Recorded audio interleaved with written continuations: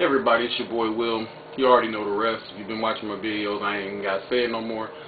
But this is my first initial thoughts on the Senator Biden, Governor Palin, first and only debate.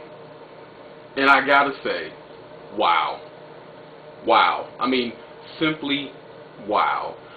I must admit, I thought she was going to get mollywopped, beat down to Chinatown, sort of like what Conan said, lay my enemies, drive my enemies before me and, eat their bones or something like that. I mean, I really thought that Biden was going to drive her before him and just slaughter this chick. And she came out the box like, whoa, amazing. I think that Katie Couric and Charlie Gibson did her a favor by playing gotcha and being in the tank for Obama, because they lowered expectations so much for her that when all she had to do was actually be able to put 3 or 4 words together in a complete sentence and have a coherent thought, and she would have been seen as competent. But not only did she just seem competent, she actually went stride for stride with Joe Biden and actually, I think, overtook him in certain parts of the debate. Amazing. Wow. I mean, this is the person that most of you Obamanites and you Obama worshippers have been calling an idiot and every other unimaginable word that I don't even want to repeat. But she showed you. She even showed me. I was losing faith. I was pessimistic. But she came out the box and did her thing. I mean, I was just hoping she was just going to be competent. She knew. I mean, when she actually went back and wanted to talk again about Afghanistan, whoa, blew me away. I was like, but I'm going to admit that at first she started out a little slow, but she got her stride. She kept going and going, and before you knew it, and she was running just stride for stride with Biden. Even Biden was getting frustrated because he was like, you could see his eyes like would pop out. He's like, who is this chick? This ain't the chick that I saw on the gotcha interviews with Charlie Gibson and Katie Couric. Who is she? I mean, he was blown away, visibly blown away by some of her answers. And when she would go at him and attack Obama and attack his points about McCain, point for point, it blew him away. He had to giggle about it because he was just shocked.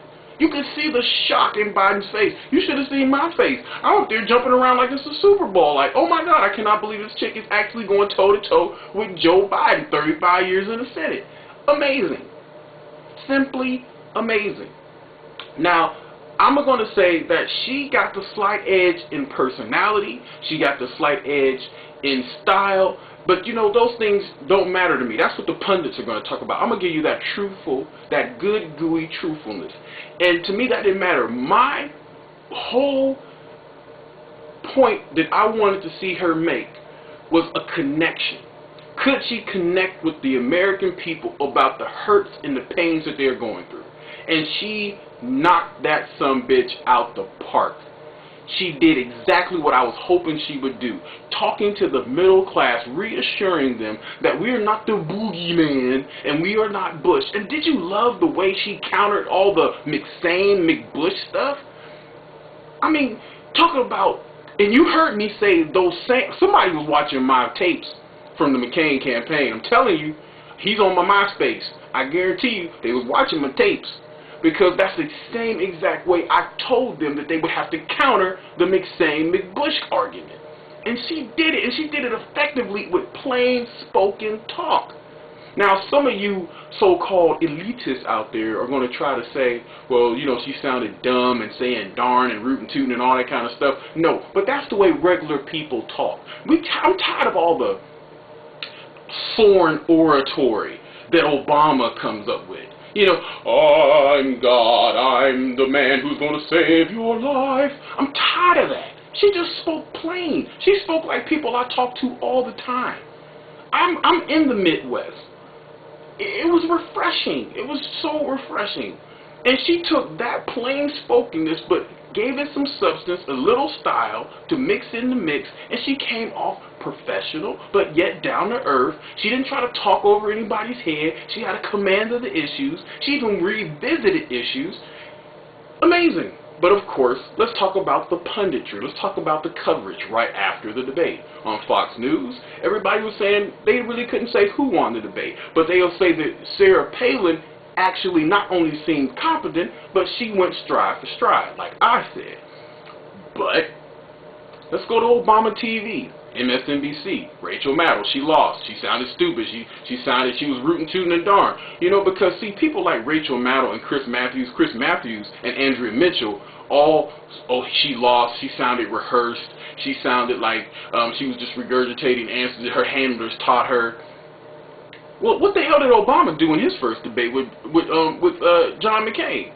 All his answers were rehearsed. They were stump speech answers that you can go and look on YouTube and go through his debate. I want somebody to do that. Go on YouTube, go through that debate that he had last week and go through his stump speech, and you will see how similar every answer was. How similar there was. And some word for word. So don't watch. I'm sorry. MSNBC is so in the tank for Obama that they've lost all objectivity, and you can't even begin to take them seriously. And I feel sorry for Tom Brokaw. I feel sorry for Brian Williams, because they are trying to be objective. They're trying to be there, but they just can't make it because the rest of MSNBC, NBC is in the tank. And it's not fair. And you know what? I'm glad Sarah Palin did very well, because she shook the world and she made them look like idiots, because everybody was dogging her. Even though the Obama campaign tried to push her up and, you know, heighten the expectations. But it was too late. Katie Couric and Charlie Gibson had dumbed her down in the media and to the people of this country so much that no matter how they tried to heighten the expectations for her, they couldn't do it. It was too late. You can't call her stupid one minute and then right before the debate call her one of the greatest debaters of Alaskan history and all that crap that one of those pundits, one of the people for Obama tried to call her. So that's my take on the debate. Honestly, Joe Biden. I've always liked Joe Biden. Joe Biden's a straight talker. I love Joe Biden. But you know what? Joe Biden, you're on a ticket with a neophyte. You should be the head of the ticket. You should be the president, and your boy Obama should be the vice president, because he does not have the experience. He does not have the wherewithal. He just looks pretty, sounds pretty, and people hate Bush. That's his only... I don't understand how people can honestly look at him and say he's qualified, but then look at Sarah Palin and say she's not. You are intellectually dishonest. You are intellectually dishonest, and you all should be ashamed of yourself. Be real with it. I give Obama credit for getting where he is, but he does not deserve to be president. I'm sorry. I'm tired of putting people in office who don't deserve to be there. We already had 8 years of Bush. We don't need another 4 years of a neophyte, inexperienced showboat, show horse. I'm tired of it. You should be too. We seen tonight greatness. If McCain loses, I guarantee you Sarah Palin will still be the first female president of the United States. Hillary Clinton probably watched it tonight and said, damn. Damn. Damn, she's hurt. Hillary Clinton is hurt. So, anyway, that's my take on it. And I'm going to think about it a little more. Might come back with another video. So, until that time, you know what I'm saying, Obama Nights, get your ammunition out, give it to me, because you know I'm going to give it back to you.